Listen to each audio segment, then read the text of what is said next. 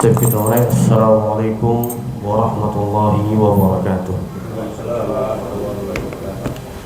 Bihamdillah wassalatu wassalamu ala rasulillah wa ala alihi wa mawalah wa la hawla wa la quwwata illa billahi amma ba'd. Asyhadu an la ilaha illallah wahdahu la syarika lah wa asyhadu anna Muhammadan abduhu wa rasuluhu la nabiyya ba'dah. Allahumma anfa'na bima 'allamtana wa 'allimna ma yanfa'una wa zidna 'ilman. Tidaklah ada ucapan yang perlu kita ucapkan di lisan kita melebihi daripada dua ucapan terindah yang Allah ajarkan kepada Nabi-Nya.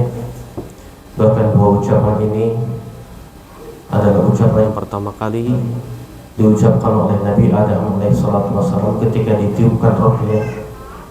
Beliau mengatakan, alhamdulillah, segala puji bagi Allah subhanahu wa ta'ala yang telah memberikan nikmat kepada kita.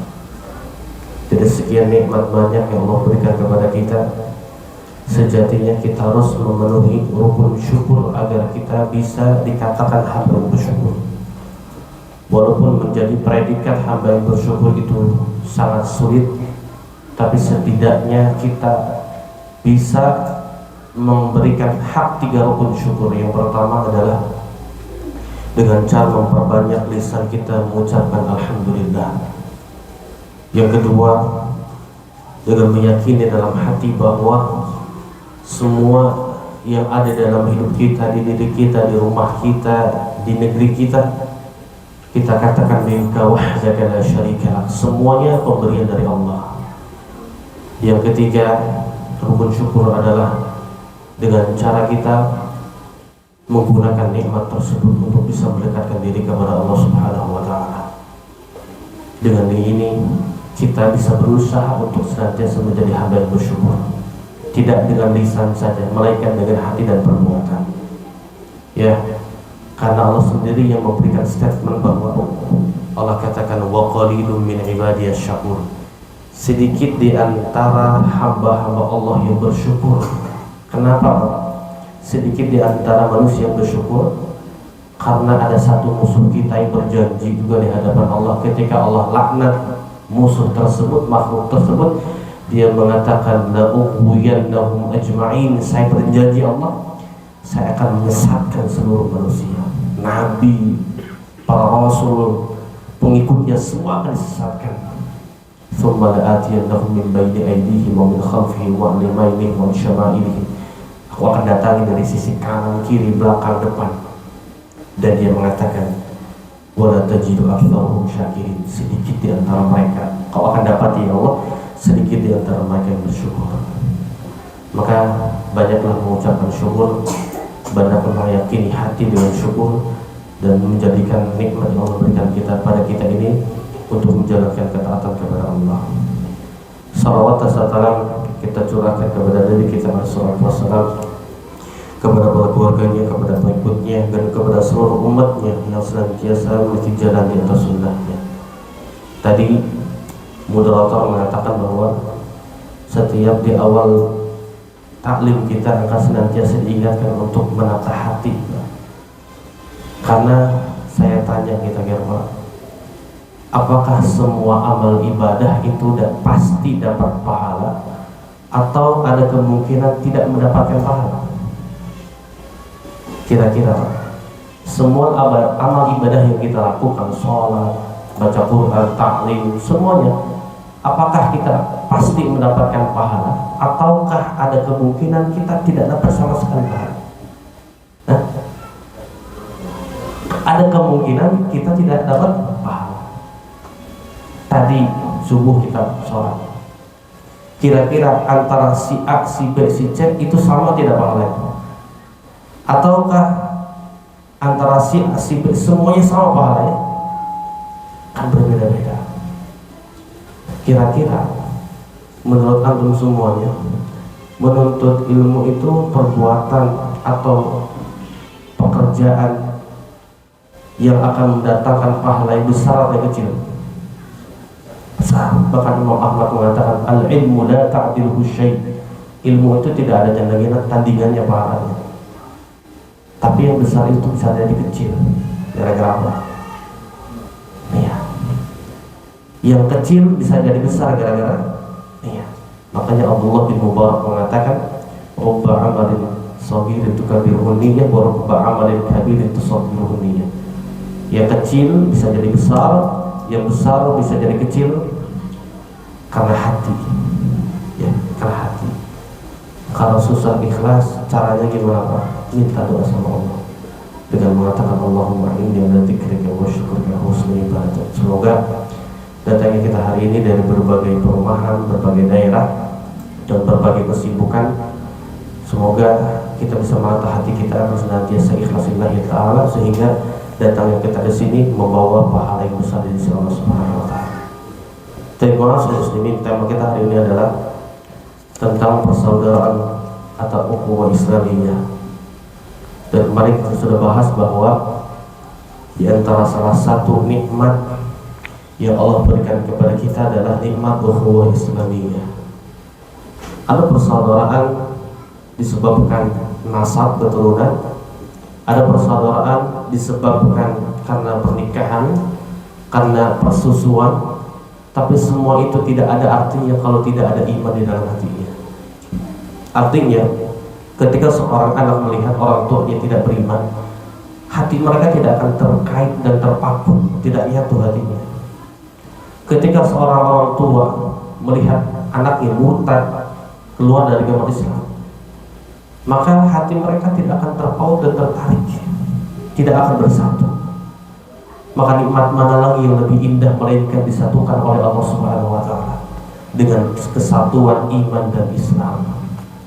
Untuk lihat bagaimana orang-orang di Mekah dan Madinah, mereka melaksanakan umrah dan haji dari berbagai penjuru negara, etnis, suku.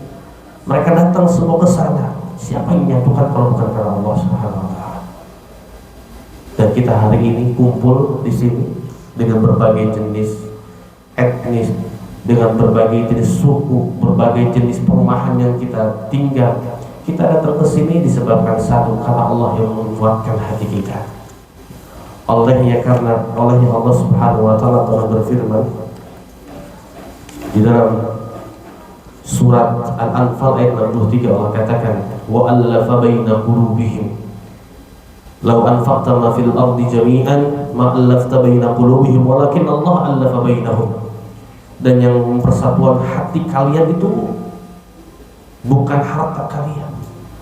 Allah ajak Nabi Muhammad untuk berpikir. Allah katakan, wahai Nabi Muhammad, kalau seandainya kau belanjakan semua hartamu yang kau ada di kaum bumi ini untuk menyatukan hati manusia di muka bumi ini, ma'allafa bainahum, maka kau tidak akan bisa menyatukan hatinya. Tapi ingat, Allah katakan, walakin Allah allafa bainahum, tapi Allah yang menyatukan hati-hati orang-orang Islam yang beriman. Maka ini adalah nikmat yang Allah berikan kepada kita semua, sehingga seharusnya orang beriman itu saudara bagi orang beriman yang lainnya. Dan di antara salah satu penyebab kehancuran umat Islam, pertikaian umat Islam, kemarin kita sudah sebutkan.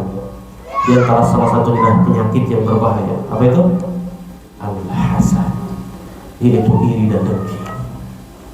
Iri dengki ini Pak, bisa disebabkan beberapa faktor.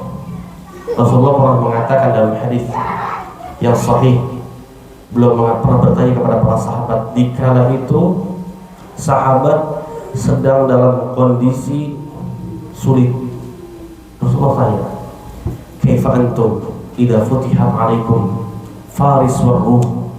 Bagaimana pendapat kalian kalau seandainya negeri Persia, Romawi dibukakan kepada kalian, menjadi milik kalian?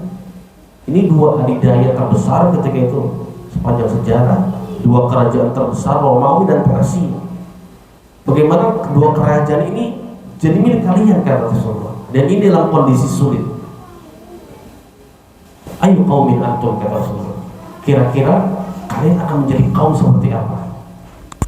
Abdurrahman bin Auf, salah seorang sahabat yang terkenal dengan kekayaannya, dia mengatakan, nahnu kama qala Allah wa kama yaqulullah, kami akan menjadi manusia seperti Allah inginkan, seperti Rasul inginkan. Jawabannya idealis, karena sahabat itu nurut orangnya kepada Rasulullah. Tapi Rasulullah mengatakan, kalau nggak seperti itu gimana? Ya, kalau seandainya kalian para sahabat tidak menjadi orang manusia yang diinginkan Allah dan Rasul, bagaimana? Apa kata Rasulullah? Bal antum tatanafasun, kalian akan bersaing. Kalau seandainya Persia dan Roma dibukakan ke kalian, ya, lihat di dunia ini Pak, manusia selalu bersaing. Kenapa bersaing? Karena kursi di dunia ini terbatas. Yang menjadi direktur terbatas, yang menjadi manajer terbatas, yang menjadi presiden terbatas, menjadi camat, kowu, kemudian bupati, gubernur itu terbatas. Kalian akan bersaing itu. Setelah bersaing manusia, summa antum tatahasadun. Setelah bersaing kalian akan hasad. Karena dari 100 orang cuma 1 orang yang dapat. Karena dari 20 juta orang mungkin hanya 10 orang yang mendapatkan.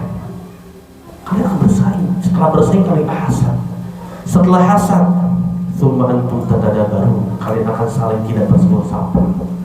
Setelah saling tidak berseru sapa, summa antum tadabarun. Kalian akan saling membenci di antara kalian.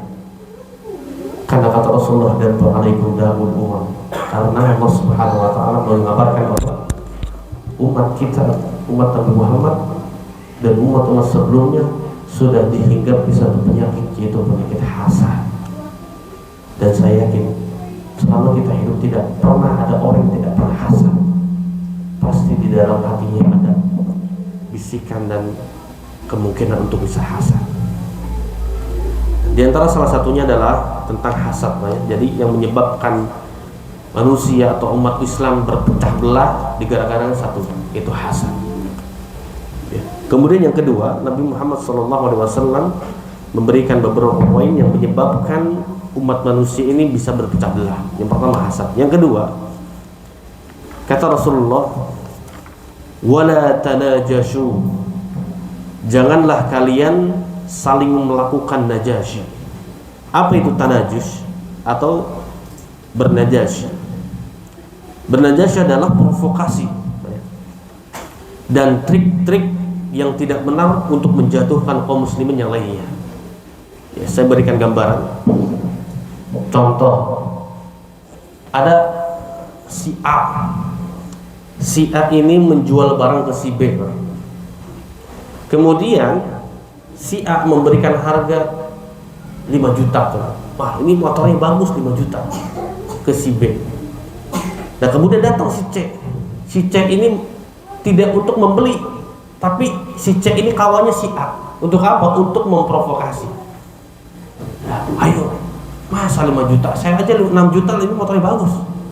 Nah, karena si B ingin motor tersebut, dinaikin lagi 7 juta. Sampai naik harganya 10 juta, si C ini sebenarnya gak mau beli. Karena si C ini suruhannya si A untuk memprovokasi si B agar bisa naikkan harganya. Nah, ini yang namanya najasyi, provokasi, ya, berkhianat, ya. Atau yang lainnya, surah yang lainnya adalah seperti iklan-iklan palsu, Pak, atau testimoni dusta, ya. Contoh, kita jual barang, kita minta saudara kita untuk memberikan ulasan terbaiknya, padahal barangnya itu kurang baik. Atau kita jual di Shopee gitu kan, barang, kemudian saudara kita pura-pura beli, dikasih bintang 5 padahal produknya kurang baik. Nah, itu termasuk daripada najasyi, tanajus. Dan ini tidak diperbolehkan dalam Islam. Kenapa tidak diperbolehkan? Karena ini bisa merusak persaudaraan antara umat Islam. Ya. Kemudian ini yang kedua. Yang pertama tadi hasad di dalam hadis ini. Yang kedua adalah tanajus, yaitu provokasi dan trik-trik yang tidak benar. Kemudian yang ketiga, Rasulullah melarang wala tabaghadu. Jangan di antara kalian saling membenci. Biasanya kebencian ini timbul daripada hasad, Pak. Sebagaimana yang telah kita jelaskan sebelumnya, bahwa kenapa Rasulullah menyebutkan hasad terlebih dahulu? Karena hasad ini akan menimbulkan penyakit-penyakit hati setelahnya. Akan muncul penyakit benci, muncul penyakit ghibah, muncul penyakit namimah, adu domba, dan seterusnya yang lainnya. Ya. Karena kebencian itu bertolak belakang dengan tujuan Islam. Islam menyuruh kita untuk bersatu, bukan untuk membenci.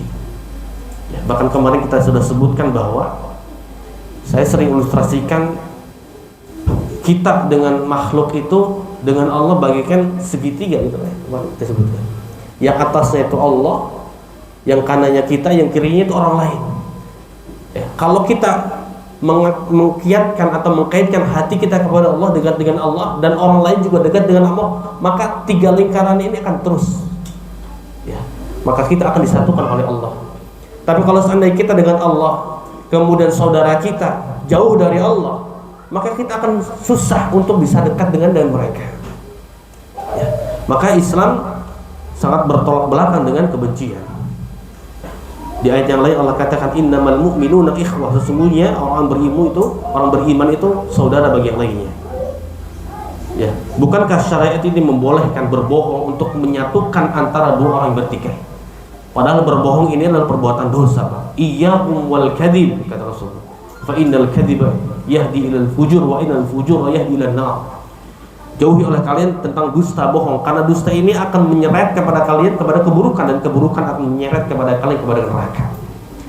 Tapi untuk mengislahkan, untuk mendamaikan dua orang yang berseteru antara umat Islam dan umat Islam yang lainnya, bohong pun diperbolehkan dalam Islam.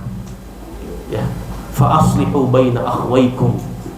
Ya, damaikanlah di antara dua saudara kalian. Ya, kenapa, Pak? Sampai-sampai Allah Subhanahu wa taala ini membolehkan berbohong untuk mendamaikan dua orang yang sedang bertikai. Karena ingat bahwasanya kebencian itu adalah tujuan setan. Setan diciptakan itu untuk membuat manusia gaduh, untuk membuat manusia benci di antara satu yang lainnya. Allah katakan di surat Al-Maidah ayat 91, Allah katakan innama yuridu syaitan an yuqi'a bainakumul adawata wal baghdha fil khamri wal maisir wa yusuddakum an dzikrillah wa anis shalah. Sesungguhnya setan bermaksud, punya tujuan, punya goals, punya target untuk menimbulkan permusuhan di antara manusia, untuk menimbulkan kebencian di antara manusia. Dengan apa cara? Dengan satu, dengan khamar.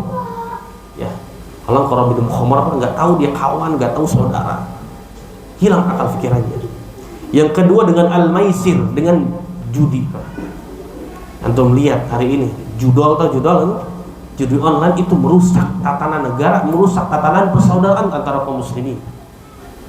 Ya, bahkan penelitian riset menyebutkan bahwa orang Indonesia ini sudah terpapar hampir 8,8 juta tuh, yang sudah terpapar situs judol.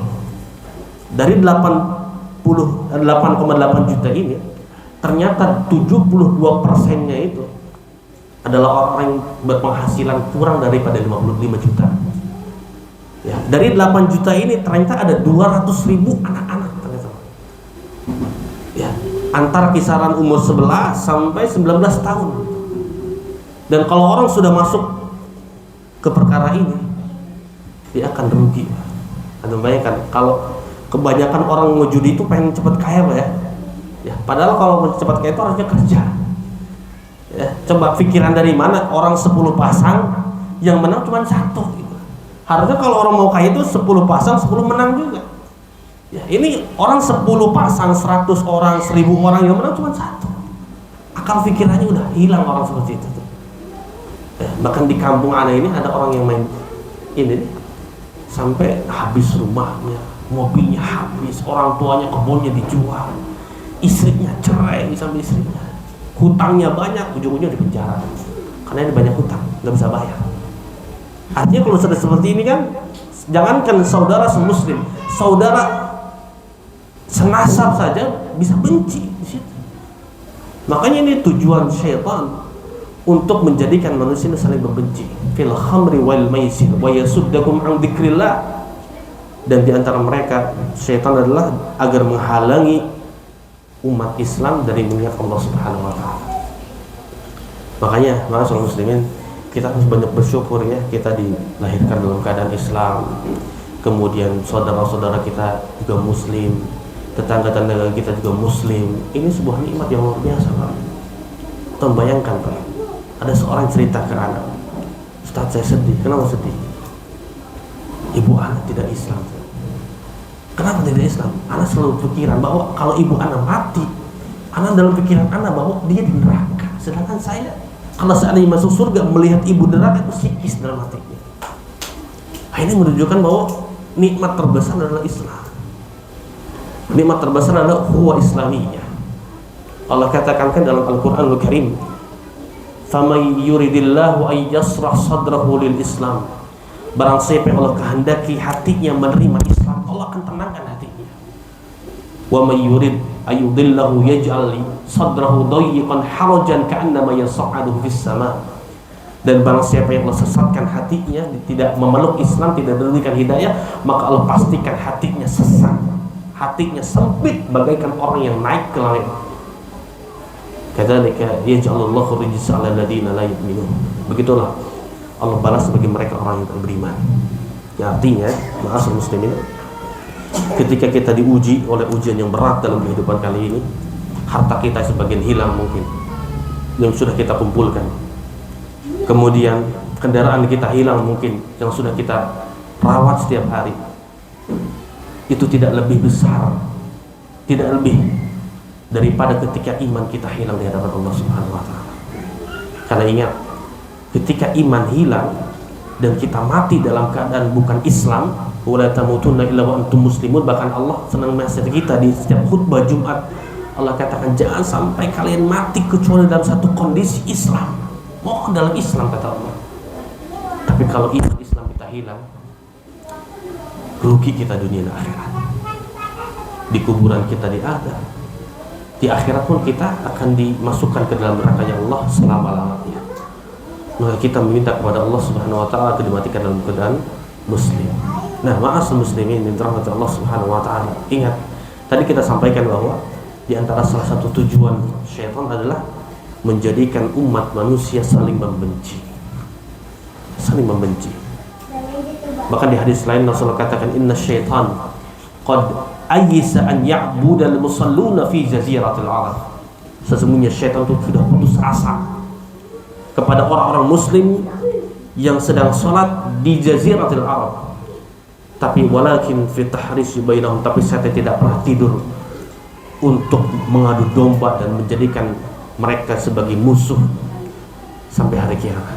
Ya, jadi musuh kita itu tidak pernah tidur, Pak, untuk menyesatkan umat manusia.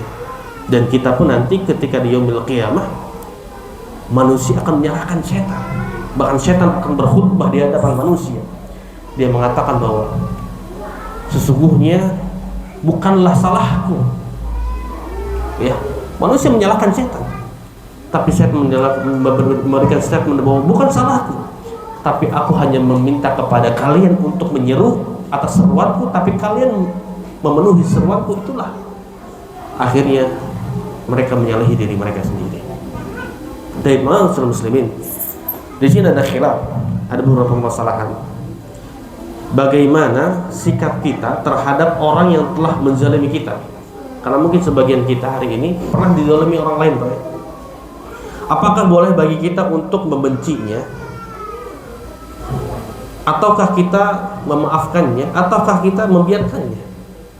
Di sini ada 3 yang kita bisa lakukan ketika ada orang yang menzalimi kita. Yang pertama adalah dengan memaafkan mereka, dan ini adalah yang terbaik. Sebagaimana Allah katakan tentang orang-orang penghuni surga, di antara sifat mereka adalah wal 'afina 'anil nas. Ya, mereka senantiasa suka memaafkan orang lain. Yang kedua, membalas kezalimannya dengan menuntut hak kita. Ya, kalau kita diambil uangnya oleh orang lain, lalu kita boleh mengambil tidak uang kita? Boleh. Tapi dengan yang setara. Kita diambil 1 juta, kita meminta hak kepada mereka 1 juta. Dan Islam membolehkan hal itu. Ketika kita dizalimi, balas yang setimpal. Ya. Yang ketiga adalah membalas sesuatu dengan yang lebih besar, dan ini tidak boleh. Ya, kita dizalimi dengan cara mungkin dipukul sekali, kita pukul 2-3 kali, ini tidak diperbolehkan. Justru kita akan mendolimi mereka. Ya. Dan tentunya yang pertama yang lebih baik. Tapi untuk mempraktekkan yang pertama itu butuh yang namanya ilmu dan juga taufik dari Allah Subhanahu wa taala. Karena manusia ini, untuk bayangkan, manusia ini kan hatinya berbeda-beda. Ya, tidak sama antara hati yang satu dengan yang lainnya. Ada orang yang mudah memaafkan, iya. Ada orang yang dikasih sama kita, mungkin kita tidak bermaksud untuk menzalimi, tapi orang itu tersinggung, bahkan orang itu tidak akan memaafkan sampai hari kiamat. Ada orang seperti itu. Bahkan datang kepada anak pertanyaan waktu itu, ada seorang ummahat ditanya, Ustaz, lewat kertas dia mengatakan, saya pernah sakit hati sama fulan. Kenapa sakit hati? Di situ ditulis bahwa saya pernah naik bis dengan rombongan, tiba-tiba ada saudara atau teman dia berkata yang kurang baik, menyakiti hati dia, dan sampai hari ini saya ingat betul kesalahan dia, dan sampai hari ini saya belum memaafkannya. Ini maaf sebelumnya, makanya dalam hal urusan manusia itu berat. Saya sering sampaikan perkataan Sufyan Ats-Tsauri di akhir buku ini. Dia pernah mengatakan bahwa innal abda antalqallah innaka antalqallahu azza wa jalla bi 70 danban fima bainaka wa bainahu ahwanu 'alaika min antalqahu bi danbil wahid. Demi Allah, sesungguhnya apa? Kalau kita berjumpa dengan Allah membawa 70 dosa di hadapan Allah, entah itu berbohong, berzina, minum khamr, ya, kemudian atau yang lainnya, 70 dosa di hadapan Allah, kita bertemu dengan Allah, itu lebih ringan daripada kita bertemu dengan Allah dengan membawa satu dosa antara kita dengan manusia. Itu kata Sufyan Ats-Tsauri, Pak. Kenapa? Karena kalau dengan Allah kita minta istighfar, Allah ampuni. Karena Allah itu al-afuwun karim. Allah itu maha penghapus dosa. Allah itu maha pemaaf. Sedangkan hati manusia itu susah untuk memaafkan. Makanya ganjaran yang orang memaafkan itu luar biasa, surganya Allah, Pak. Ya. Kenapa? Kata para ulama, kenapa ahli surga itu disifati dengan sifat pemaaf? Karena saking sulitnya memaafkan orang lain. Ya. Berat. Ya. Kemarin hari Jumat ada ikhwan cerita ke anak, dicurhat. Saat saya mau curhat, silahkan. Dia mengatakan bahwa dia punya permasalahan sama adiknya, Pak. Setahun yang lalu, saya sudah setahun tidak pernah tegur adik saya. Padahal satu rumah, Pak, bayangkan. Satu rumah, tidak pernah tegur saya. Ya, karena dia sakit hati sama adiknya. Anak katakan bahwa ya udah antum coba ngobrol baik-baik sama adik. Entah kenapa hati saya egonya luar biasa, Pak, katanya. Saya tuh sebagai kakak kepada adik itu kurang bisa menata hati saya. Saya sampai sekarang belum bisa memaafkan hati saya. Kembali kan 1 tahun. Ya, itu artinya manusia muslimin, memaafkan itu butuh energi yang luar biasa, Pak. Ya hari ini maafin, besoknya kadang tidak dimaafkan lagi hati itu. Ya, makanya ada istilah mengatakan ada orang yang satu kantor, jasadnya satu kantor, tapi hatinya di Kalimantan, yang satunya di Jawa gitu kan. Kenapa? Karena hati yang menyatukan itu, Pak. Ya. Tadi kita sebutkan bahwa ukhuwah Islamiyah itu yang menyatukan itu bukan kita, Allah yang menyatukan. Ya. Kenapa kita hari ini bisa berkumpul? Padahal masing-masing kita itu punya kesalahan dan dosa masing-masing. Kenapa kita bisa dikumpul? Karena yang menyatukan Allah. Karena di sini kita datang ke sini bukan untuk mencari kesalahan antara satu yang lainnya. Kita melihat kelebihan di antara yang lainnya. Oh, fulan punya kelebihan ini, punya kelebihan ini. Kalau kita melihat kekurangan antara kita dan yang lainnya, gak akan ada majelis ilmu, Pak. Gak akan ada majelis ilmu. Nah, maka dari sabda Rasulullah ini, jangan salah kali membenci. Ini tersirat beberapa perkara. Yang pertama, kita harus menjauhi sebab-sebab timbulnya kebencian. Timbulnya kebencian banyak, ya. Tadi kita sebutkan ghibah, namimah, atau yang lainnya. Dan yang kedua, kita melakukan sebab-sebab akan mendatangnya kecintaan antara kita. Ya. Maka hendaknya kita berusaha melatih diri kita menghadapi orang yang membenci kita dan mendolimi kita dengan tidak membencinya.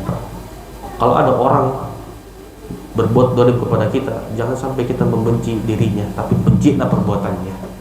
Kalau seandainya kita membenci dirinya, maka kita akan susah untuk memaafkan dirinya. Tapi kalau kita membenci perbuatannya, maka kita doakan kepada dia. Ya, Anda sering sampaikan kalau seandainya kita benci sama orang, kita punya musuh sama orang, kita awali dengan salam.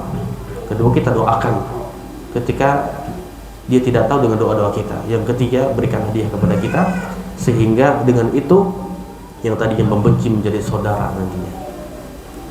Kemudian selanjutnya Rasulullah setelah memberikan bahwa larangan hasad, iri, dengki, larangan untuk saling membenci, larangan untuk tanajus, untuk provokator atau provokatif. Yang ketiga, yang keempat, Rasul mengatakan wala tatadabaru. Janganlah saling kali membelakangi, janganlah saling kali memboikot, janganlah di antara kalian saling berdiam diri di antara saudara yang lainnya, karena perbuatan ini dilarang oleh syariat. Bahkan di hadis yang lain Rasulullah mengatakan la yahillu lirajulin an yahjura akhahu fawqa thalath layalin. Tidaklah seorang menghajar atau mendiamkan saudaranya lebih daripada 3 hari. Yaltaqiyani fayu'ridu hadha wa yu'ridu hadha wa khairuhuma alladhi yabda'u bis-salam.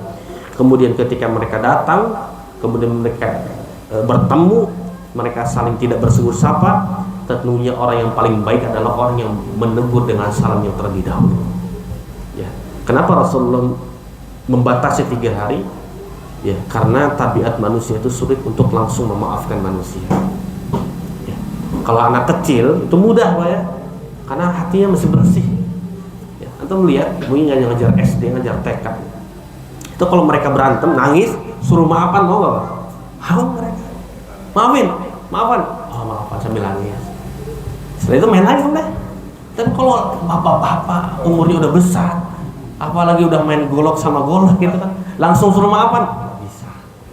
Dan Rasulullah di sini menunjukkan bahwa ada 3 hari itu di mana orang ini harus berpikir tentang kesalahan dia kepada orang lain, tentang sikap dia, agar dia tuh, oh kenapa saudara saya gak tegur sama-sama saya, oh ada salah sama saya.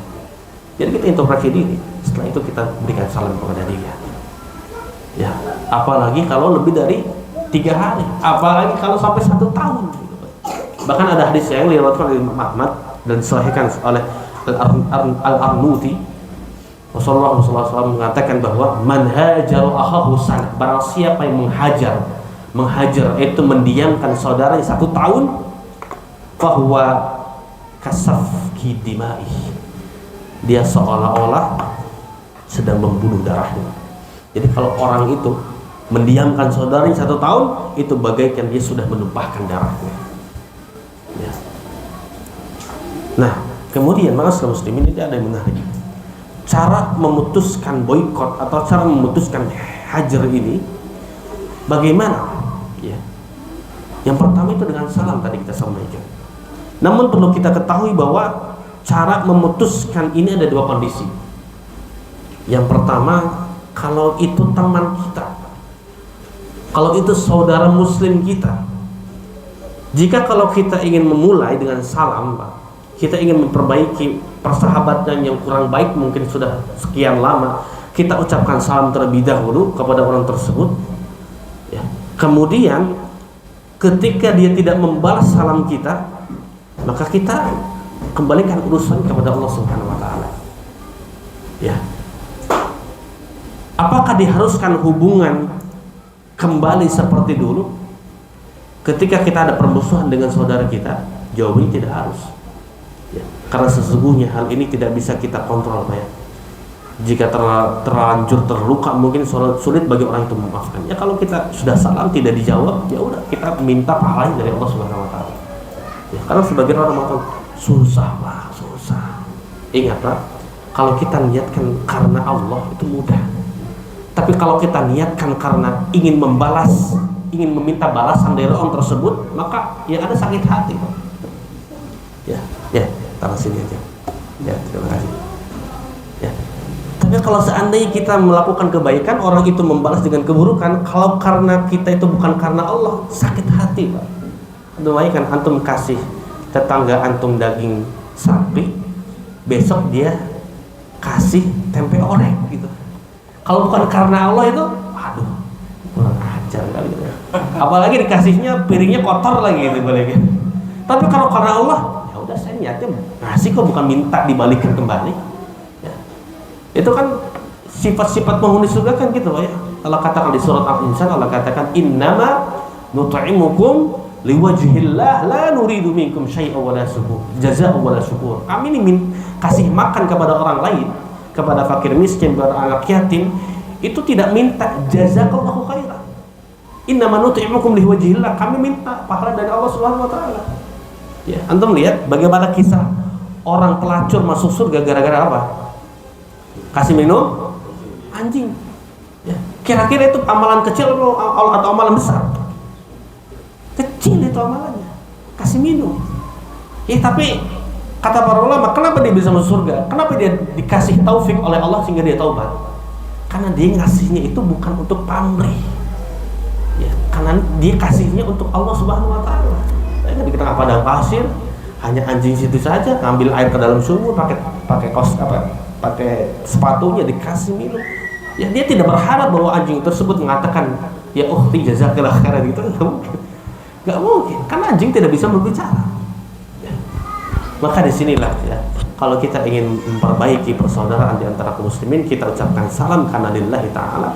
Selebihnya dia kalau mau salam atau tidak, yaitu urusan Allah Subhanahu wa taala. Ini kalau kondisinya saudara semuslim. Bagaimana kalau kondisinya saudara kandung, Pak? Saudara ada nasab. Jika permusuhan dengan kerabat, maka tidak cukup dengan salam, Pak. Tidak cukup. Kita juga harus berusaha mengembalikan hubungan yang tadinya putus jadi nyambung lagi. Antum tahu artinya silaturahim apa? Apa artinya sil-rahim? Menyambung tali silaturahim.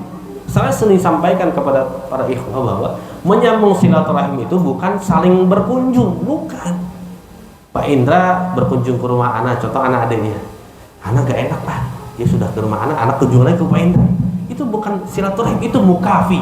Itu saling balas jasa. Ya, adapun yang dimaksud dengan silaturahim, kata Rasul, laisal wasil bil mukafi. Bukanlah orang yang dikatakan silaturahim adalah orang yang membalas jasa. Walakin wasil idza qata'ahu wasalahu. Apabila adapun orang yang silaturahim adalah orang yang diputuskan persaudaraannya, dia sambung kembali. Ya, adik kita mungkin jahat sama kita, jauhi kita, kita sambung lagi. Itu silaturahim. Makanya balasannya surga itu. Kenapa? Karena susah, Pak. Untuk mengontrol hati ini susah. Kenapa susah? Karena dia jahatin kita, kita disuruh baikin gitu. Itu susah. Ya. Maka ketika ada pertikaian dengan saudara kita yang mempunyai kerabat, tidak cukup dengan salam. Caranya untuk setelahnya adalah menyambung tali silaturahim lagi. Apakah harus kerabat itu kembali harmonis lagi? Harus kalau kerabat. Tidak seperti tadi saudara semua sesama muslim. Ya, jadi itu ya. Jadi ada poin-poin terkait tentang tabaghud, yaitu apa? Tadabaru, yaitu jangan saling membelakangi, jangan saling boikot, jangan saling menghijar. Apabila dengan saudara muslim, kita cukup dengan salam. Apabila dengan saudara kerabat, kita harus memperkuat dan menyambung tadi silaturahim itu kembali. Kemudian larangan yang selanjutnya, yang larangan yang keberapa ini, Pak? Yang kelima, agar umat Islam ini kokoh, ya, Rasulullah melarang wala yabi'u ba'dukum ala ba'd. Jangan di antara kalian menjual di atas jualan saudaranya. Ya, jadi kalau kita nih punya jualan, ini ada beberapa poin agar jangan sampai kita menjual di atas jualan saudara yang lainnya. Contoh di sini ada beberapa surat. Dalam syarah Saimin dan yang lainnya juga dijelaskan bahwa ada 5 pembahasan tentang wala yabi'u ba'dukum ala ba'd. Yang pertama, menjual di atas perjualan saudara yang masih dalam masa khiyar. Artinya masih ada masih ada pembelian yang belum ditunaikan. Ya, ini hukumi haram. Contoh, Pak, saya berikan contoh. Si A menjual, contoh air nih, Pak. Si A jual air ke si B. Ya. Kemudian si B ini coba airnya, saya punya 1 dus. Coba dulu airnya enak apa enggak? Cobain. Ketika dicobain, oh enak. Ya udah, saya mau beli 10 dus. Harganya berapa 1 dus? 40.000. Oke. Saya pikir-pikir dulu ya, bentar ya, saya pikir-pikir dulu. 40.000 dia hitung duitnya. Datang si C. Lo cari apa? Cari air. Wah, saya punya air kayak gini. Beli di saya aja, harganya 35.000. Lebih murah. Nah, ini tidak boleh. Wala yabi'u ba'dukum 'ala ba'd. Ini surah yang pertama.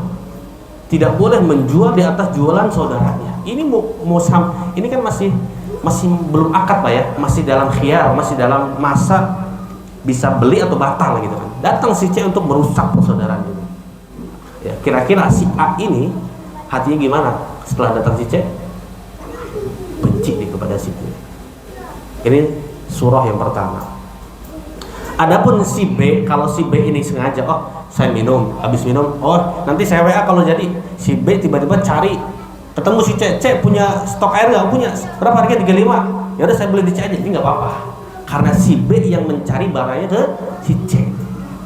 Paham sebenarnya Pak? Ini surah yang pertama. Surah yang kedua adalah, ya, ini sudah terjadi pembelian Pak. Ya, contoh tadi air lagi ya Pak. Si A sudah beli ke si B air 10 dus. Sudah duitnya sudah 40.000 kali 10 berapa? 400, sudah dikasih 400 transfer. Tiba-tiba si C datang. Udah deal nih transaksi, kalau tadi belum deal. Si C datang. Kamu beli air ya? Iya, dari siapa? Dari si A. Berapa harganya? 40.000. Kamu belinya harusnya dari saya. Saya cuma 30.000, 35.000. Udah kamu batalin aja. Balikin lagi 10 dus. Ini juga wala yabi'u ba'dukum 'ala ba'd.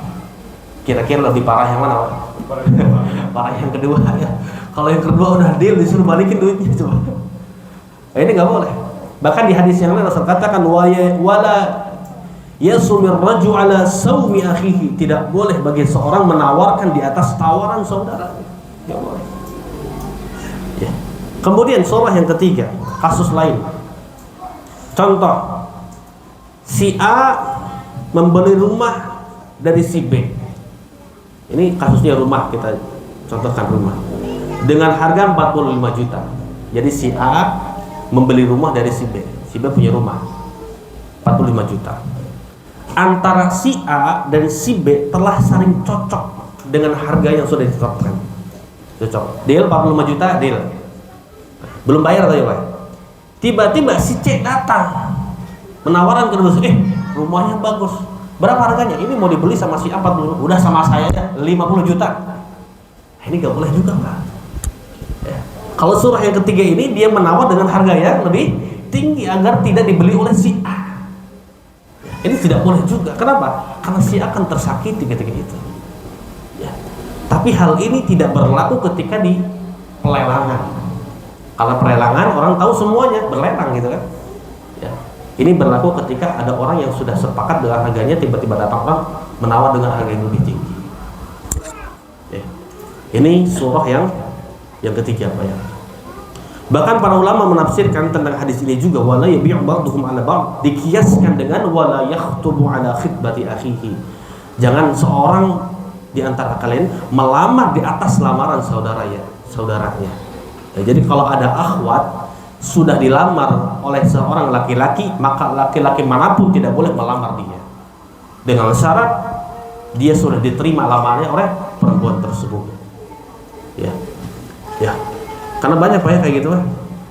Di kampung-kampung itu biasanya batal lamarannya ketika ada yang datang membawa mobil dan yang lainnya gitu kan. Kan wanita itu kan cinta harta Pak ya. Yang pertama datang pakai motor, yang kedua udah terima nih pakai motor, yang kedua dia datang mobil, goyah tuh hatinya. Goyah hatinya. Apalagi janjikan nanti udah dapat rumah, maharnya berapa ratus gram, udah itu. Nah ini nggak boleh dalam Islam. Kenapa? Akan menimbulkan pertikaian ketika itu. Sakit hati nanti yang pertama. Bahkan sebagian ulama mengatakan kalau seandainya terjadi kasus seperti ini, pernikahan mereka harus dibatalkan. Jika wanita tersebut belum digauli, itu harus dibatalkan pernikahannya. Adapun kalau seandainya sudah digauli, maka tetaplah berlanjut pernikahan tersebut karena mudaratnya lebih besar. Ini Penafsiran kata ulama wala yabi'u ba'dukum 'ala ba'd, di antaranya adalah tidak boleh seorang itu berkhitbah atau berkhitbah kepada khitbah yang lainnya. Dan ini sudah terjadi, Pak. Tapi kalau seandainya wanita tersebut masih mikir-mikir, datang wanita laki-laki pertama, oh saya pikir-pikir dulu 2 hari 3 hari ke depan, datang lagi terima, boleh ya. Kalau dalam masa khiyar, belum yakin gitu kan. Karena ini terjadi ketika Fatimah binti Qais ketika dilamar dengan 2 orang, yaitu Abu Jaham dan Muawiyah. Lalu dia, Fatimah bin Qais, datang kepada Rasulullah, wahai Rasulullah, bagaimana pendapatmu? Ada 2 laki-laki meminangku. Apa kata Rasulullah? Amma Muawiyah fa'a'ilun la malah. Kalau Muawiyah itu kere orangnya, dikasih masukan sama Rasulullah. Wa amma Abu Jaham fa innahu rajulun la yada'u asahu an atihi. Adapun Abu Jaham itu suka mukul orangnya. Ya, kemudian Rasulullah berikan solusi. Ya, fangkih Usamah bin Zaid. Kalau mau menikah, nikahlah dengan Usamah bin Zaid. Ya, di sini akhirnya Fatimah binti Qais, bukan Fatimah yang Muhammad ya. Fatimah binti Qais akhirnya menikah dengan Usamah bin Zaid. Ya. Kenapa boleh? Karena Fatimah belum memutuskan menerima antara Muawiyah dan juga Abu Jaham. Ya, ini maka diperbolehkan.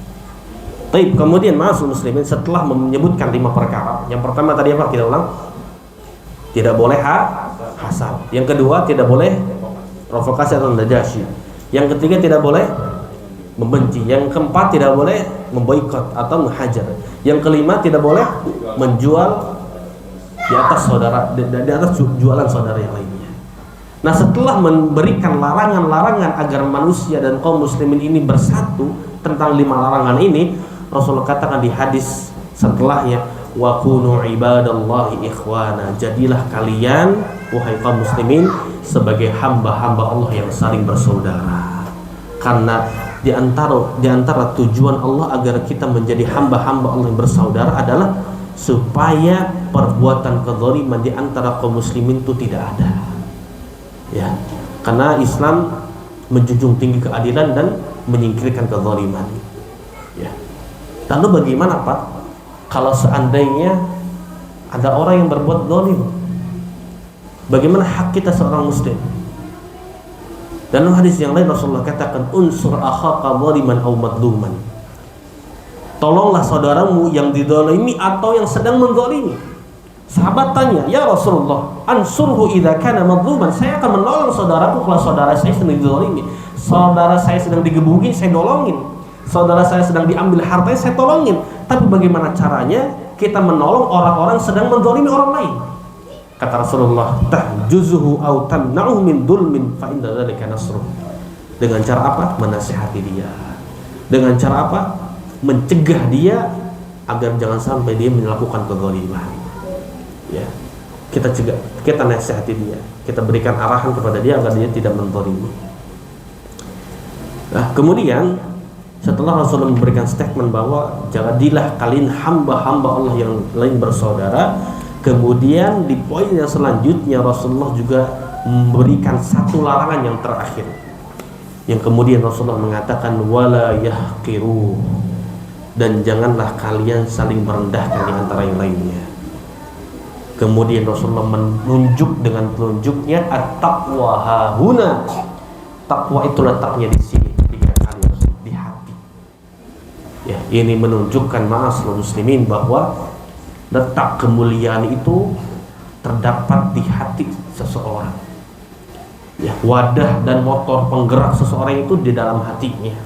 Karena Allah Subhanahu wa taala tidak melihat kepada rupa dan harta kita, tapi Allah melihat kepada hati kita dan amal kita. Ya. Ma'asyiral muslimin rahmati Allah Subhanahu wa taala, kita ketahui bahwa ketakwaan itu tempatnya di hati. Sehingga Rasulullah menyebutkan di sini apa kaitannya antara Rasulullah menyebutkan takwa itu di hati dan jangan meremehkan orang lain. Artinya ketika kita melihat orang itu jangan melihat di penampilannya, Pak. Contoh, mohon maaf, mungkin bajunya kurang baik atau kendaraannya kurang bagus, ya, atau rumahnya kurang bagus, kita jangan pernah melihat kondisi fisik dan juga keuangan mereka, ya, karena itu tidak ada faedahnya. Harusnya kita melihat bagaimana amal mereka, hati mereka. Ya, bahkan di sebuah hadis diriwayatkan bahwa suatu ketika Rasulullah tanya sama sahabat, ada satu orang datang lewat, Rasulullah tanya, wahai para sahabat, gimana menurut kalian tentang orang ini?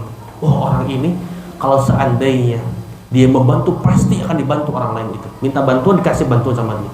Kalau seandainya orang ini berbicara, pasti didengar. Kalau seandainya orang ini meminang seorang wanita, pasti diterima. Orang ini baik, luar biasa. Karena mungkin dari segi penampilan itu baik atau yang lainnya. Kemudian tunggu lagi, datang orang lewat yang mungkin pakainya kurang bagus. Kemudian akhirnya Rasulullah tanya kepada sahabat, woi para sahabat, bagaimana menurutmu tentang orang ini? Oh, orang ini kalau dia berbicara tidak didengar kayaknya. Kalau orang ini diminta bantuan, pasti dia tidak mau bantu. Kalau orang ini meminta seorang wanita, pasti ditolak. Apa kata Rasulullah? Sesungguhnya orang yang kedua itu lebih baik daripada orang yang pertama. Ya, ini menunjukkan maksud muslimin, ketakwaanlah yang membuat orang itu mulia. Inna akramakum indallahi atqakum. Yang paling mulia di antara kalian orang yang paling bertakwa. La fadla lil arabi walal a'jami walal a'jami 'alal arabi. Tidak ada keutamaan orang Arab non Arab. Al aswad 'alal abyad. Tidak ada keutamaan orang yang hitam putih putih hitam. Yang menjadikan orang itu mulia at-taqwa. Itu dengan ketakwaan kepada Allah Subhanahu wa taala. Bahkan di hadis yang lain tentang hadis Israiliyat, 3 bayi yang bisa berbicara. Di antara adalah bayi dari Bani Israel. Dikisahkan bahwa ada seorang wanita menggendong bayinya sedang diberikan susu oleh ibu tersebut. Tiba-tiba datang seorang yang gagah rupa pakai kuda. Kemudian si ibu tersebut mengatakan, semoga Allah menjadikan anakku seperti orang itu. Tiba-tiba bayi tersebut bisa berbicara. Dia mengatakan, ya Allah, janganlah engkau jadikan aku seperti dia. Kemudian bayinya nyusul lagi sama ibu. Datang lagi orang yang perempuan buruk rupawan. Kemudian akhirnya ibu tersebut berdoa kepada Allah, ya Allah, janganlah jadikan anakku seperti dia. Malah bayi tersebut berbicara lagi dan mengatakan, ya Allah, jadikan aku seperti dia. Ibu tanya, wahai bayi, kenapa kau bisa bicara? Kenapa kau berdoa dengan doa bahwa kau ingin menjadi orang yang kedua? Kata sang bayi mengatakan, sesungguhnya pemuda yang pertama yang menunggangi kuda itu adalah dia adalah seorang yang kejam yang membunuh orang lain. Adapun orang yang kedua adalah orang yang wanita yang banyak orang-orang menuduh dia sebagai orang yang mencuri dan berzina, padahal dia orang yang baik yang saleh. Nah, maka ma'asyiral muslimin, jadi barometer utama kita dalam menilai orang itu bukan dari sisi penampilan dan fisik, melainkan dari sisi hati yang begitu dalam sehingga hatinya bisa mencerminkan tentang bagaimana kehidupan dia dalam sehari-hari, sehingga dia bisa beramal soleh kepada Allah Subhanahu wa taala. Ya. Maka di sesi yang terakhir Rasulullah menyebutkan bahwa wala yahqiru, dan janganlah kalian merendahkan orang lain, karena dalam Islam merendahkan orang lain itu dilarang dalam Islam. Ya, al-kibru. Ya. Kenapa orang itu bisa merendahkan? Karena ada di dalamnya, di dalam hati seseorang itu ketika merendahkan orang lain ada sifat dan penyakit hati itu sombong, Pak. Menganggap bahwa orang lain itu lebih buruk daripada dirinya. Orang lain itu ya, bahkan dia itu lebih baik daripada orang lain. Ada sifat sombong di situ. Sedangkan sifat sombong tidak akan pernah bersatu dengan iman. Sebagaimana sifat bakhil, pelit, tidak akan pernah bersatu dengan iman. Ya. Kemudian ma'asyiral muslimin dirahmati Allah Subhanahu wa taala. Terakhir ya, tentang masalah menghinakan orang lain. Bahwasanya beliau rahimahullah ta'ala, Syekh Utsaimin rahimahullah ta'ala, dalam syarahnya kitab Al-Bayan An-Nawawi, beliau mengatakan fihi tahdhirun 'azimun min dzalika li'anna Allah ta'ala lam yahkirhu idza khalaqahu wa razaqahu. Di dalam sabda Rasulullah terkait tentang jangan meremehkan orang lain, ini terdapat peringatan yang besar dari perbuatan meremehkan saudara muslim. Kenapa? Karena Allah Subhanahu wa ta'ala tidak pernah meremehkan ketika Allah menciptakan kita, ketika Allah memberikan rizki porsi setiap orang kepada kita. Allah tidak pernah menghina hambanya. Fulan dikasih harta yang banyak, fulan dikasih harta sedikit, fulan dikasih penampilan yang kurang baik, fulan dikasih penampilan yang baik. Allah tidak pernah meremehkan hamba-hamba yang Allah ciptakan. Thumma ahsana taqwim wa sakhkhara ma fis samawati wal ard. Thumma inna Allah subhanahu sammahu musliman wa mu'minan wa 'abdan. Setelah itu Allah namai umat-umat manusia dengan mukmin, muslim, hamba Allah, sampai datang Rasulullah mengingatkan bahwa manusia, antara manusia dan manusia yang lain tidak boleh merendahkan. Di situ Allah pun tidak pernah yang namanya meremehkan ciptaannya. Lalu bagaimana dengan orang yang meremehkan orang lain, sedangkan Allah saja pencipta tidak pernah meremehkan ciptaannya itu sendiri. Maka di sini kata Syekhul Islam, kata Syekhul Utsaimin, di sini ada peringatan besar, peringatan penting tentang larangan meremehkan orang lain. Tema seluruh muslimin dirahmati Allah Subhanahu wa taala. Terakhir sebagai closing bahwa ingat, dalam kehidupan kita ini kita punya kesalahan Pak kepada orang lain. Kita punya kesalahan, kita punya pernah mungkin dolim kepada orang lain. Mungkin kita juga pernah melakukan perbuatan yang tidak baik kepada orang lain. Maka sejatinya sebagai hamba Allah yang yakin akan adanya hari akhir, yang dimana kata Sufyan bin Thawri rahimahullah ta'ala mengatakan, sesungguhnya saya membawa 70 dosa di hadapan Allah itu demi Allah lebih ringan daripada saya membawa dosa di antara saya dengan manusia yang lainnya.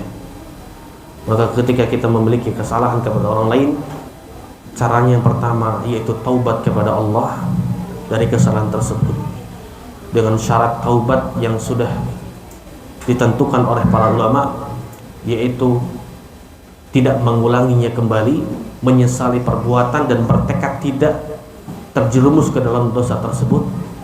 Adapun ketika dosa tersebut berkaitan tentang hak sesama manusia, maka kita meminta maaf kepada dia, meminta kehalalan kepada dia agar jangan sampai urusan di dunia itu dibawa menuju urusannya akhirat Allah Subhanahu wa ta'ala. Kenapa?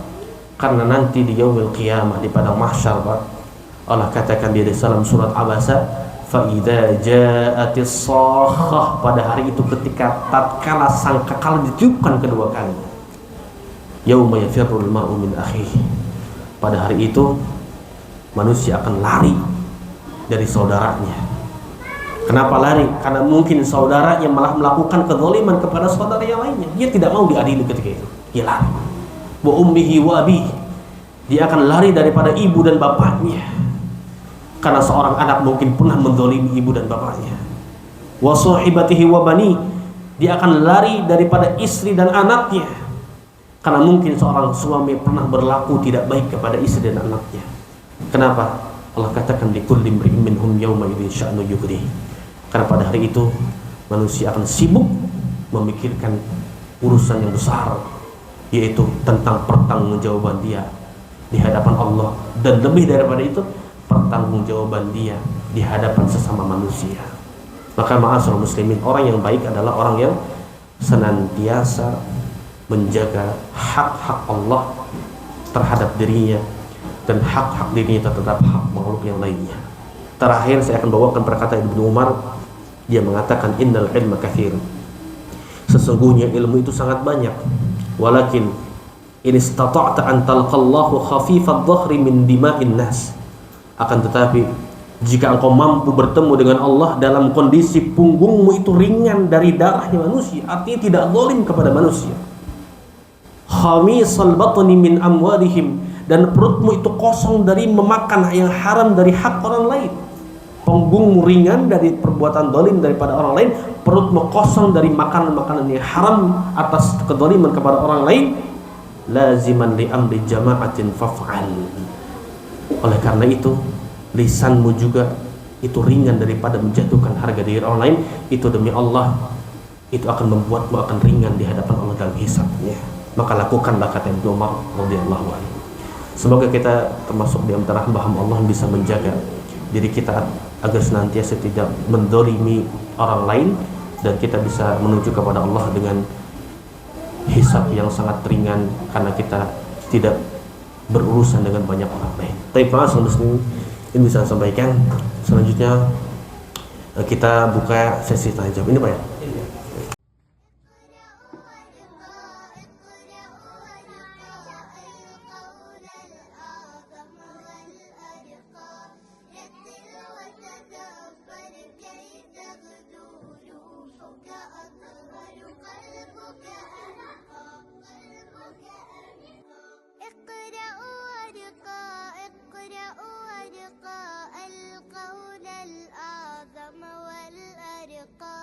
رتل وتدبر كي تغدو روحك أطهر قلبك أنقى. Assalamualaikum warahmatullahi wabarakatuh. Afan Ustaz ingin bertanya, bagaimana menyikapi saudara yang berhutang tapi ketika ditagih besok maksudnya ditagih besok dan dia tidak terima kalau ditagih, apakah kita biarkan saja agar persaudaraan kita baik-baik saja atau bagaimana? Ini problematika ya.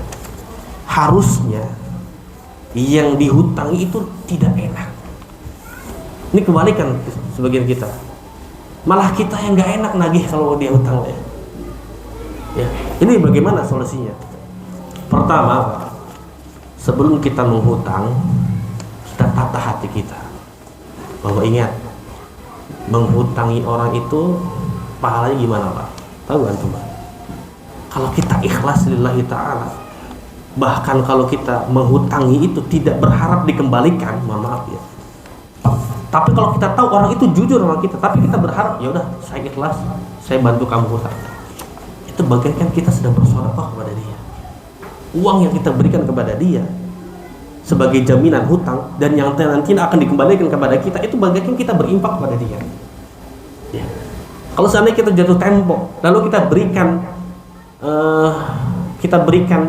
rentan waktu terus, maka yang kita berikan hutang kepada dia itu sedekah akan ditambah. Contoh Pak, dalam hadis, contoh kalau kita berikan hutang 1 juta ikhlas lillahi ta'ala, kita tidak meminta dikembalikan padahal dia ada niat untuk kembalikan, maka seolah-olah kita sedang berinfak 1 juta.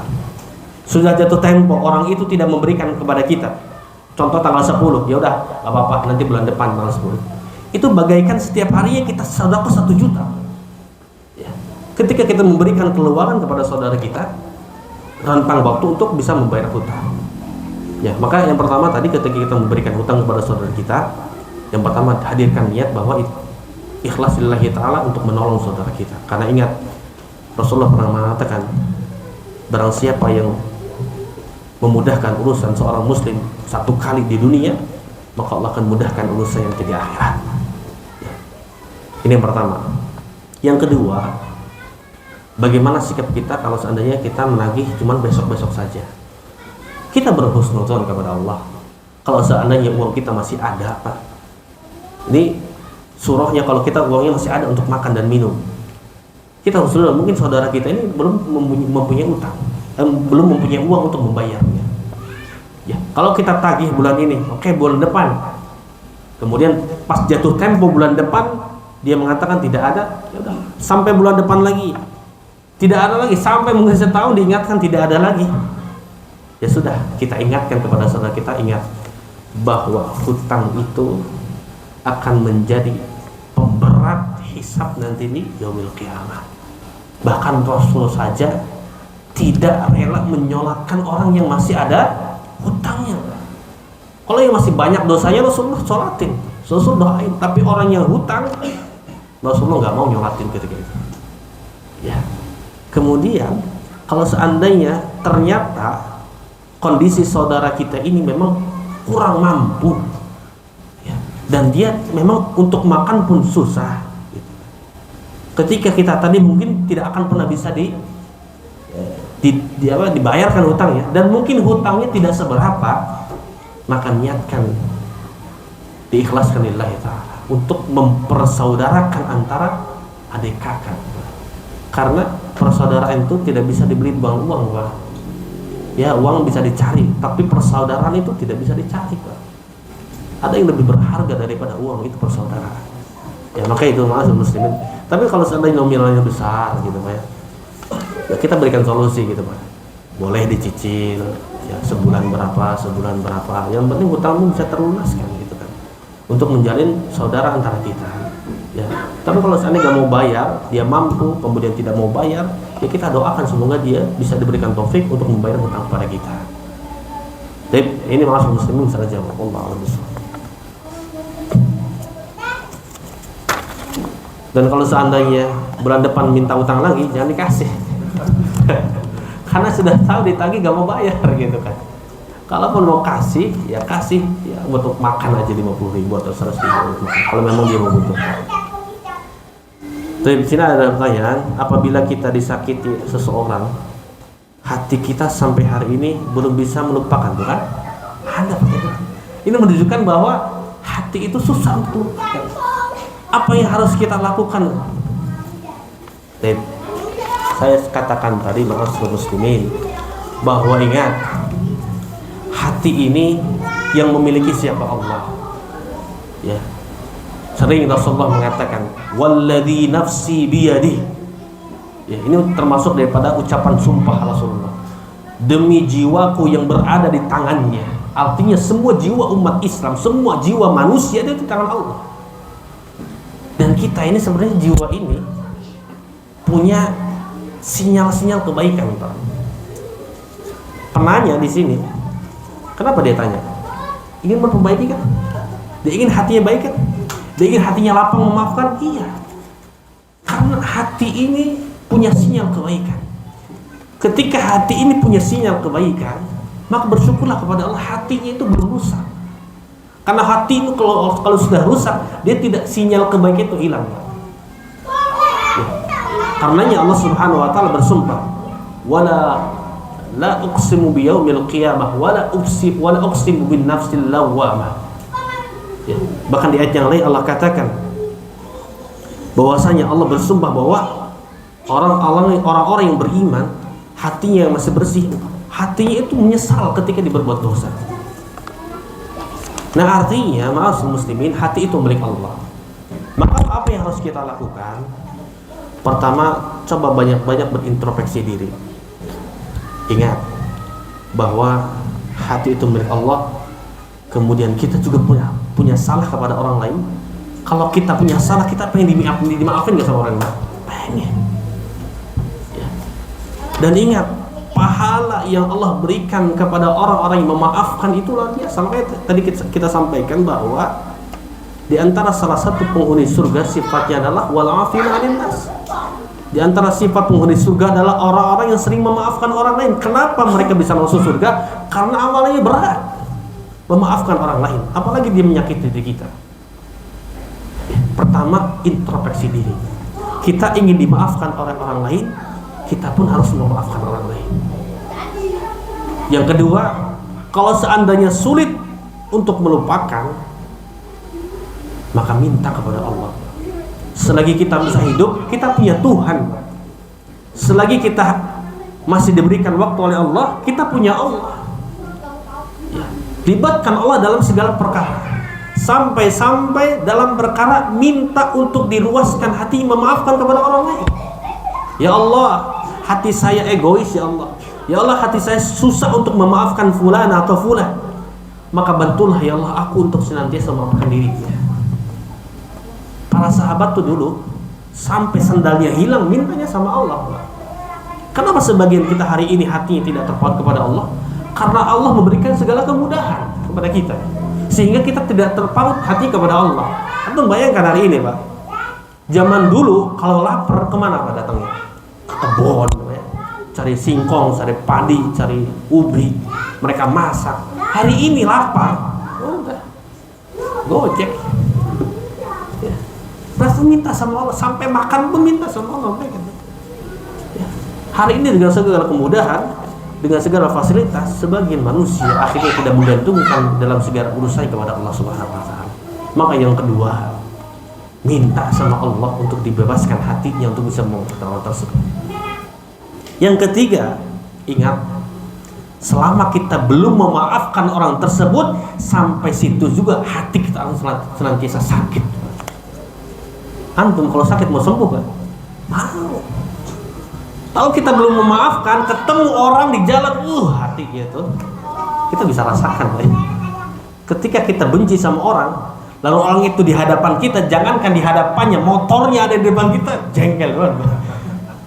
Kita berharap betusin motor itu. Itu masalah. Maka kalau kita ingin sembuh, hati kita ingin lapang, maafkan dia. Ya. Yang ketiga, kalau sembuh, maafkan dia. Ya. Selepasnya, kita lakukan langkah-langkah yang pertama. Tadi kita sebutkan, doakan orang yang mendolimi kita. Itu akan meluluhkan hati kita, Pak. Ya Allah, fulanah pernah menyakiti saya. Ya Allah, semoga Allah ampuni dosa beliau. Ya. Kenapa? Karena kalau kita doa kepada orang lain, itu malaikat mengatakan amin kepada diri kita sendiri, Pak. Kalau kita berdoa dalam sembunyi kita mendoakan orang lain, ya Allah semoga fulan diberikan rumah, malaikat mendoakan kita sebab punya rumah, Pak. Ya. Makanya trik kata sebagian dosen saya, antum kalau mau target sesuatu, doakan orang lain, antum akan diijabah oleh Allah. Contoh, kita pengen rumah, Pak. Ya Allah semoga teman-teman saya yang belum punya rumah diberikan Allah kemudahan untuk punya rumah. Kita doa orang lain nggak tahu dengan doa kita. Itu malaikat doain kita. Pertanyaannya, doa siapa yang paling mustajab? Malaikat atau kita, Pak? Malaikat. Maka doakan orang yang menyakiti antum itu untuk melelehkan atau meluluhkan hati kita ketika kita ingin memaafkan orang tersebut. Selebihnya, lihat kelebihan orang tersebut daripada kekurangannya. Ya, kadang-kadang manusia itu ketika kita tanyakan, Anda sering tes anak-anak itu, coba antum sebutkan kekurangan dia. Wah, 10, 11, 12. Coba sebutkan kelebihan. Apa ya? Kadang orang itu lebih ingat dengan kekurangan daripada kelebihan. Ya, maka ingat-ingat kelebihan orang yang pernah menyakiti. Insya Allah dengan itu kita akan bisa mudah memaafkan orang tersebut. Dan ingat bahwa ketika kita membalas orang tersebut bukan berarti menambah kesenangan kita di dunia, melainkan menambah penderitaan ketika kita di dunia dan akhirat. Ya, tidak akan pernah bisa menjadikan orang tersebut baik kepada kita ketika kita memberikan balasan yang setimpal, bahkan yang lebih parah daripada itu. Justru dengan kebaikanlah ketika kita balas, orang itu akan menjadi teman terbaik kita di dunia dan akhirat. Baik, ma'asyiral muslimin, ini bisa saya sampaikan sampai jam berapa? Setengah 12 atau lebih? Oke, satu lagi mungkin dari para ikhwan. Oke, Pak. Ini berkaitan mencintai dan membenci karena Allah. Baik. Ini yang saya garis bawahi berkaitan membenci karena Allah nih, Pak. Ya. Nah, ini kan kadang-kadang kita punya hati ini kan kadang-kadang kalau kita membenci suatu sifat seseorang, kadang kita kebawa kepada sifatnya yang menyeluruh, Pak. Ya kan, jadi fisiknya orang itu semua apa yang ada di orang itu kan kita benci ya. Nah, bagaimana menata hati itu berkaitan dengan sifat membenci karena Allah? Dalam syariat Islam mengajarkan dan menyuruh kepada kita al-hubbu fillah wal bughdu fillah, yaitu mencintai karena Allah dan membenci karena Allah. Segala sesuatu ketika kita didasari karena Allah, semuanya akan mudah, semuanya akan lancar, semuanya akan langgeng di dunia dan akhirat. Itu, Pak, kalau janjinya karena Allah. Tapi kalau karena manusia, tidak akan lama, tidak akan lancar, berakhir di dunia, di akhirat lebih parah. Itu kalau karena manusia, bukan karena Allah. Nah, bagaimana menyikapi bahwa kalau kita membenci karena Allah? Yang pertama, Umar bin Khattab itu di antara salah satu potret sahabat yang sering mempraktekkan ini. Umar bin Khattab itu kalau melihat kemungkaran, diapain, Pak? Sedikit-sedikit penggal gitu, Pak, ya. Kenapa? Karena beliau ini pertama karena memang memiliki sifat tegas dan temperamental, ya, tegas dan temperamental. Kemudian yang kedua, karena keimanan dia yang kuat. Makanya sering kali Rasulullah tuh menasihati umat, udah Umar sabar. Ini menunjukkan ma'asum muslim bahwa bahkan beberapa kali juga Rasulullah marah kepada orang. Marah, bahkan ihmarat wajah. Diriwayatkan wajah Rasulullah itu merah. Dan Rasulullah tidak pernah membenci sahabat tersebut.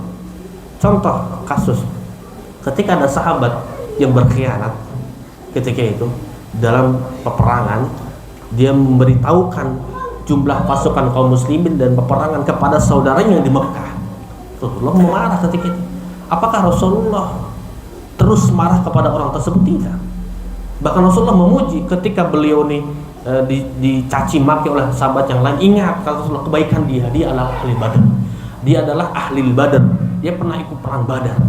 Dia pernah ini, pernah itu. Rasulullah memberikan kelebihan di antara yang lainnya. Artinya ketika kita membenci seseorang, ya, maka bencilah perbuatannya. Ya, kadang hati itu susah untuk membenci perbuatannya. Harus membenci orangnya dulu. Karena orang itu akan berbuat itu kan kita melihat, kita segala macam, kita melihat, kita menonton, kita menyaksikan bagaimana perbuatan dia. Iya. Ya. Maka kita sebisa mungkin hati kita menata untuk ternyata kita ini disuruh oleh Allah dan Rasulnya untuk membenci itu perbuatannya. Sehingga mohon maaf, ketika kita membenci perbuatannya, kita tidak akan membenci kepada hal-hal yang lainnya. Ketika kita membenci perbuatannya saja, timbul dalam hati bahwa apa? Saya harus nasihati orang tersebut. Saya harus menyiapkan waktu luang untuk memberikan nasihat kepada tersebut. Tapi kalau kita benci kepada tubuhnya, fisiknya, apa yang terjadi? Kadang-kala kita lihat aja udah gak enak gitu. Pengennya ya udah gak mau salah. Ya.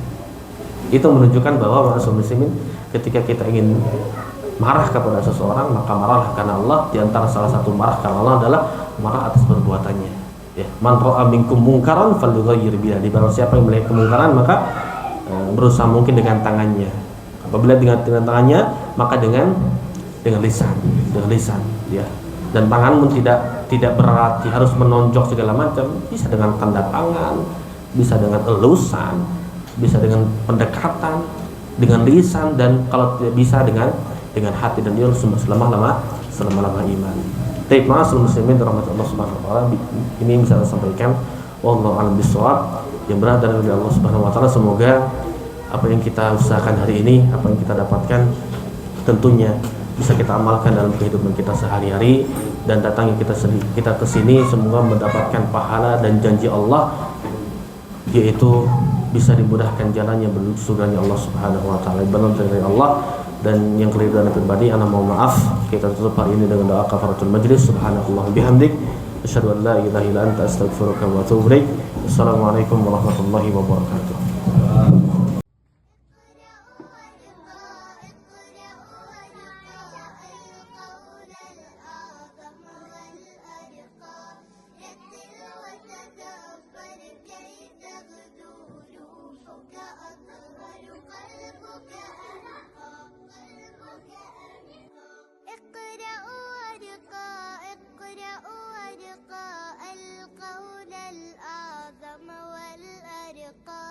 رتل وتدبر كي تغدو روحك